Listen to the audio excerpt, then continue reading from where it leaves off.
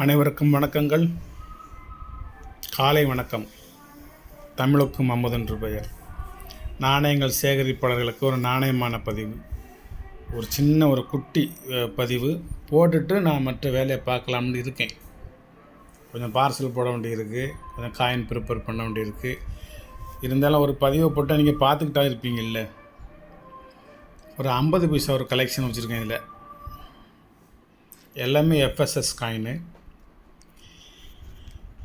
Coin எல்லாமே நல்ல கண்டிஷனான காயினாக இதில் எடுத்து வச்சுருக்கேன்.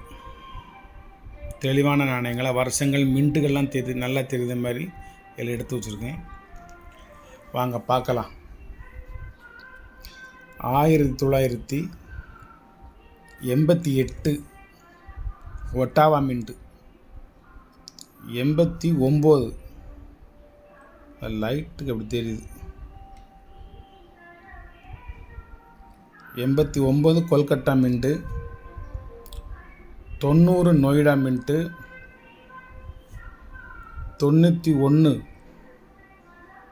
Noida mint, 92 Noida mint, 93 Noida mint.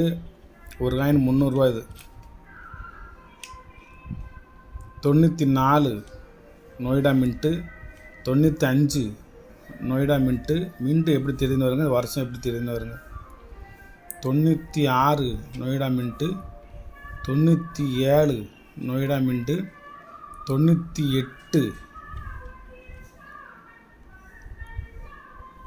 Noida mint, 99 Hyderabad mint, 2000 Mumbai mint, 2001 2000 Mumbai மின்ட்டா. இந்த பார்த்துக்கிறேன் நல்லா. 2000 நொய்டா மின்ட்டு, 2001 ஹைதராபாத் மின்ட்டு,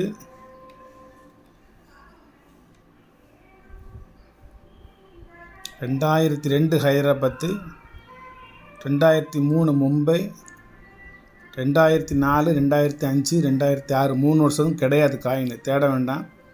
2007 இது Noida mint, 2008 Noida, 2009 Calcutta mint, 2010 Calcutta mint, 2011 Calcutta mint, 2013 Calcutta mint. 12 கிடையாது, 13. ஒரு 22 வகையான நாணயங்கள் வச்சுருக்கேன். இதில் 22 வருஷம் வரிசைக்காக இருக்குது. 88லேருந்து 88, 89, 90, 91, 92, 93, 94, 95, 96, 97, 98, 99, 2000, 2001, 2002, 2003, 2004, 4, 5, 6 கிடையாது, 2007, 2008, 2009, 2010, 2011, 2013.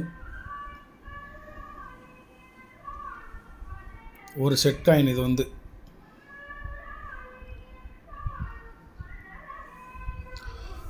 22 நாணயம் இருக்குது.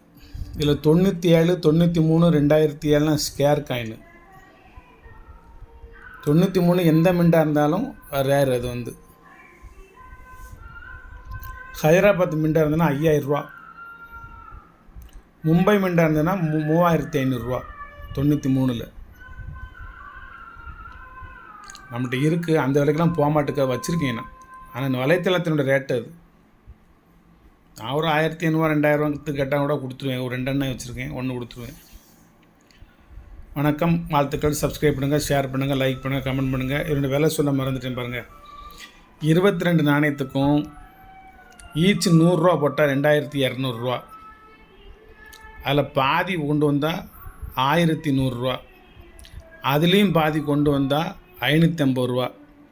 நீங்கள் 550 ரூபா கொடுத்தா போதும், சிப்பிங் ஃப்ரீ. நம்ம 500 எடுத்தாலே போதும், 50 ரூபா சிப்பிங் சார்ஜ். 550 ரூபா எடுத்தாலே போதும். இதில் ஒரு செட்டு கொடுத்துருவேன். நிறைய கிலோ கணக்கில் நாணயங்களை வாங்கி இந்த வருஷங்களை நீங்கள் தேட வேண்டாம். ஒரு 22 வருஷம் வரிசைக்கு நான் வச்சுருக்கேன். நீங்கள் இதை ஒவ்வொரு வருஷமாக தேடிக்கிட்டு இருக்க வேண்டாம். 93லாம் நீங்கள் ஒரு 50 கிலோ வாங்கி தட்டி ஒன்றா பிறக்கலாம். உங்களுக்கு 93லாம் கிடைக்க போகிறதில்ல. எந்த மின்ட்டுமே 93 கிடைக்க போகிறதில்ல. 97 கிடைக்காது, 2007 கிடைக்காது. அதிலலாம் கிடைச்சாலும் 93 கிடைக்காதுங்கிறத நான் உறுதியிட்டு அறுதியிட்டு சொல்லுவேன். 93 பூரா பிறக்கிட்டாங்க. கிலோ 100 ரூபா வீதம் 10 கிலோ வாங்கி கொட்டி பார்த்ததுலேயும் ஒரு காயின் கிடையாது 93. நான் உங்களுக்கு இது அது இருக்கட்டும் அப்படின்னு வருஷக்கே இருக்கட்டும்னு வச்சுருக்கேன். ஏன்னா 91 செட்டு கொடுக்குறாந்தா அதில் ஒரு காயின் வைக்கணும். 93 கிடைக்காது. ஒரு 1000 காயினை பிரட்டிங்கன்னா 1 2 கிடைக்கும் 93. வணக்கம். வெறும் இன்க்ளூடிங் ஷிப்பிங் சார்ஜ் சேர்த்து 550 ரூபா, வெறும் 500 கொடுத்த போதும் இது அத்தனையும் உங்களுக்கு கொடுத்துருவேன். 22 வருஷங்கள் நாணயம். இது எப்படி தனியாக எடுத்து வச்சுருப்பேன். 22 வகையான நாணயங்கள் இருக்குது. இதில் காயின் ஃபுல்லாக நல்ல கண்டிஷனான காயின் வச்சுருக்கேன். இதுலேயும் ஏதாவது ஒரு காயின் நீங்கள் மாற்றணும்னு சொன்னீங்கன்னா மாற்றிடுவேன். வேறு நாணயங்கள் என்கிட்ட இருக்குது நிறையா. வணக்கம். சப்ஸ்கிரைப் பண்ணுங்கள், ஷேர் பண்ணுங்கள், லைக் பண்ணுங்கள், கமெண்ட் பண்ணுங்கள். சரி, அதோட இன்னும் ஒரு கட்டை காமிச்சிடுறேன். இதை ஓப்பன் பண்ணலை, ஓப்பன் பண்ணிடவா? சப்ஸ்கிரைபர்ஸ்க்கு இல்லாத நமக்கு வேறு என்ன இருக்குது? அப்பப்போ அந்த பதிவு படல ஏதாவது ஒரு கருத்துக்கள் சொல்லுவேன். அது நல்ல கருத்தா தீய கருத்தான்னு கூட எனக்கு தெரியாது. மனசில் ஏதாவது சொல்லணும்னு நினச்சி சொல்லுவேன். நிறைய நண்பர்கள் தொலைபேசிக்கு வந்து நல்லா இருக்கு சார், நல்லா பேசுகிறீங்க, நல்லா சொல்கிறீங்க, நல்ல ஒரு கருத்துக்கள் சொல்கிறீங்க அப்படின்னு சொல்லுதாங்க. நான் இப்படி நல்லதொரு கருத்து சொல்லிக்கிட்டு இருக்கனாலே எனக்கு நண்பர்கள் நிறைய இல்லாமல் போயிட்டாங்க. இவன்கிட்ட போனால் நமக்கு செட் ஆகாது அப்படின்னு சொல்லிட்டு போயிடுவாங்க.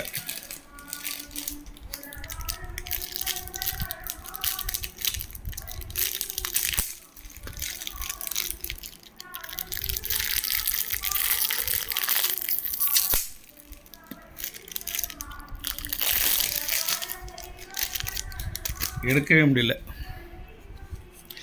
எடுத்துட்டேன். ஒரு 20 ரூபாய் பண்டல். நேற்று ஒரு பண்டல் காமிச்சேன். 333, 400, 369, பியூர் 369 அப்படி காமிச்சேன். இது ஒரு ரேர் பண்டல். இது கொஞ்சம் காஸ்ட்லியான பண்டல். 100 தாள்லேயுமே 786 இருக்கும். இது ஒரு தாள் குறைஞ்சது 40 ரூபாய்க்கு போகும். 786 இருந்துச்சுன்னா யூஎன்சி தாள் ஒரு தாள் 40 ரூபாய்க்கு போகும். இதில் வந்து தொடர்ந்து 100 தாளுமே உங்களுக்கு 786 வரும். இதில் ஒரே ஒரு ஃபேன்சி நம்பருக்காண்டி இந்த கட்டை வாங்கினேன். எந்த நம்பர் தெரியுமா? 786 ஒரு ஃபேன்சி நம்பரு, 369 ஒரு ஃபேன்சி நம்பரு.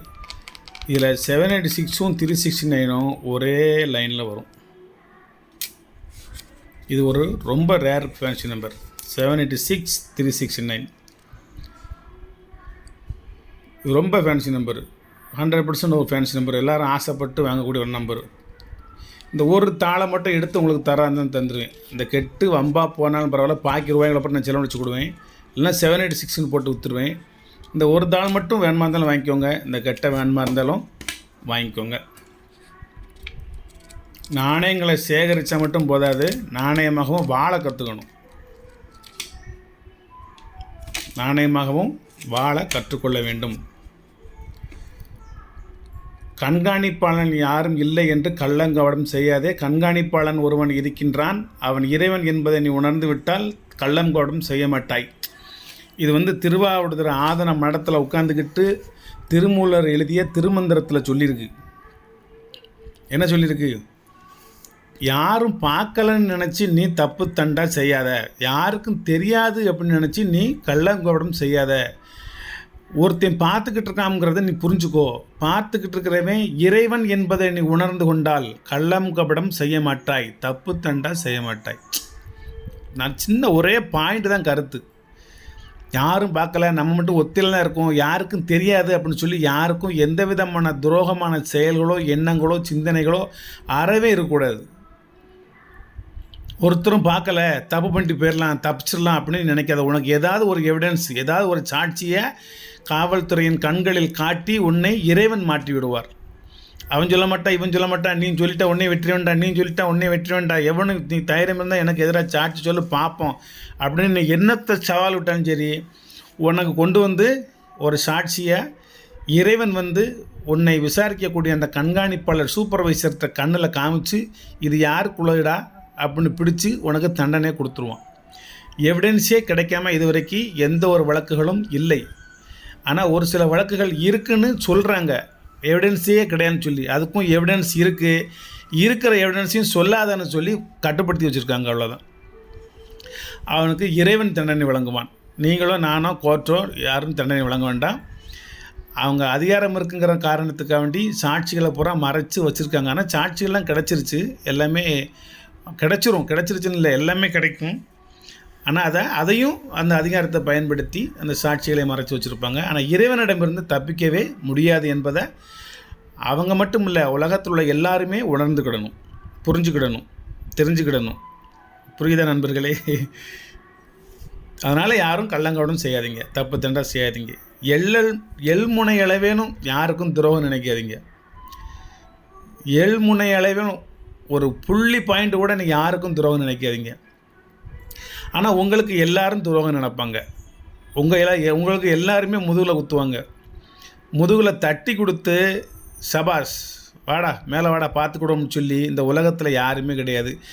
ஒரே ஒரு ஆள் ஒன்றைய நீ மேலே வரணும்னு ஆசைப்படுவாங்க. அது உன்னுடைய தாய், உன்னுடைய தந்தை, 2 பேரும் மட்டும்தான். உன் தாய் கூட உனக்கு கஞ்சி கொடுத்து காப்பாற்றி உன் உயிருக்கு உத்தரவாதம் கொடுப்பாளே தவிர, ஆனால் எவன்ட்டையும் போய் நின்றக்கூடாது அப்படின்னு சொல்லி அத்தனை வித்துகளையும் கற்றுக் கொடுத்து